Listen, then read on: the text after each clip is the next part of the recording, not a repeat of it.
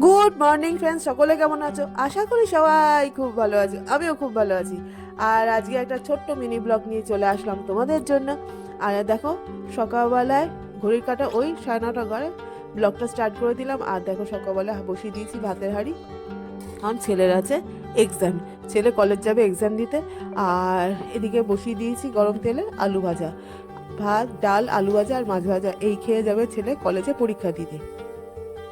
যাই হোক, তার জন্য সকালবেলাটা যেদিনকে যেদিনকে এক্সাম থাকে সেদিনকে খুব খুব চাপের হয়ে যায়, কারণ সকালবেলা তাড়াতাড়ি করে তরকারি করার ঝামেলা থাকে, তারপর তো ভাত একদিকে, এইসব খুবই টেনশনের থাকে সেই দিনটা। মানে যেদিনকে যেদিনকে ছেলের এক্সাম থাকে সেই দিনটা টাইমের মধ্যে করতে হয়।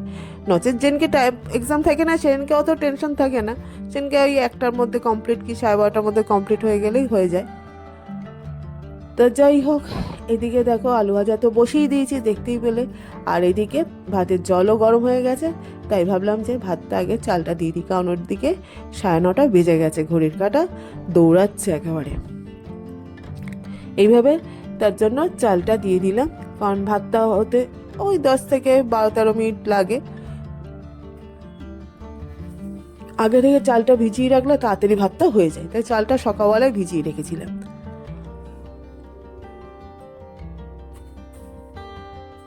আর এইদিকে দেখো, একদিকে আলু ভাজা লেগে যাচ্ছিল বলে আবার ওটা একটু নেড়েও দিলাম, কারণ হচ্ছে যে তলায় পুড়ে গেলে আবার পোড়া আলু ভাজা খেতে ভালো লাগবে না।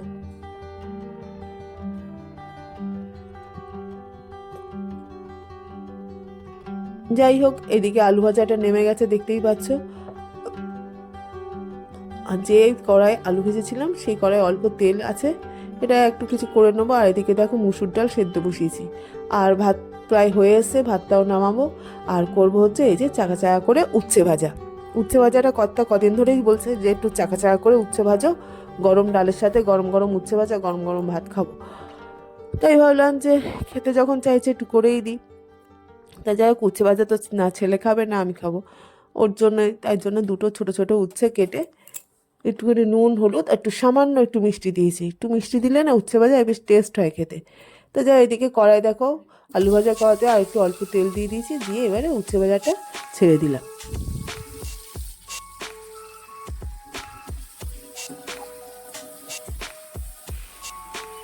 আর যে ডাল এদিকে বসিয়েছিলাম সেই ডালটা দেখো এখন মোটামুটি কমপ্লিট। এদিকে এর মধ্যে ডালের মধ্যে একটু কাঁচা লঙ্কা একটু কাঁচা তেল দিয়ে এই ডালটা একটু নেড়ে নিলাম। এরকম করে সেদ্ধ ডাল করলে বেশ ভালো লাগে খেতে। আর এদিকে দেখো উচ্ছেটা আমার বেশ লাল লাল করে ভাজা হয়ে গেছে, আমার উচ্ছেটা নামিয়ে নেবো, ডালটাও নামিয়ে নেবো যথারীতি। আর এদিকে দেখো ছেলের মাছ ভাজাও হয়ে গেছে। এদিকে কড়াই আর একটা মাছও যথারীতি ভেজে নিয়েছি। এসছে সকালবেলা ছেলের এক বন্ধু, মানে অপূর্ব, ছেলে ওর নাম হচ্ছে অপূর্ব। ও এসছে সকালবেলা, ওর মা পাঠিয়েছে একটু মায়ের ভোগ দিয়ে, মানে মা কালী, আমাদের কালীঘাটে মায়ের ভোগ পাঠিয়েছে। তা ভাবলাম যে ওকে সকালবেলা কী দিই, তাই বললাম যে তুই একটু মাছ ভাজা দিয়ে একটু ডাল দিয়ে আলু ভাজা দিয়ে একটু ভাত খা, গরম ভাত খা। ও তো কিছুতেই খাবে না, যাই হোক জোর করে একটু দিলাম অল্প করে।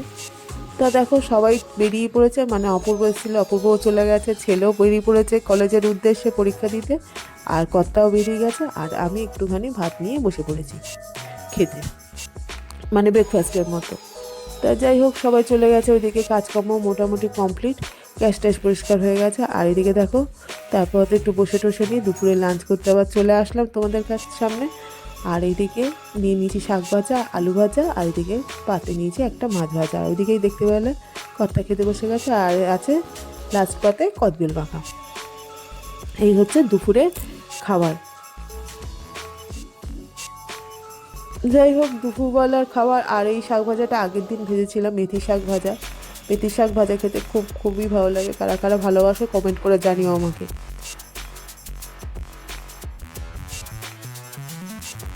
তারপর তো চলে আসলাম সন্ধ্যাবেলায় একটু রেস্ট নিয়ে তোমাদের সামনে আবার। আর এদিকে দেখো সকালবেলা সেই অপূর্ব এসেছিলো বললাম মায়ের ভোগ দিতে, তাই দেখো মায়ের ভোগ দিয়ে গেছে। এখানে আছে পোলাও, মাছ ভাজা, আলু ভাজা, পটল ভাজা, আর এদিকে ফুলকপির তরকারি আর একটা 5 মিশালি ঘ্যাট। তা চলো এই ভোগটা সবাইকে দিয়ে দিই। তাহলে ব্লগটা আর বাড়াচ্ছি না, এই পর্যন্তই। সবাই খুব ভালো থেকো, সুস্থ থেকো, মায়ের ভোগ দিয়ে দিনটা শেষ করলাম। তাহলে আজকে আসি, টাটা।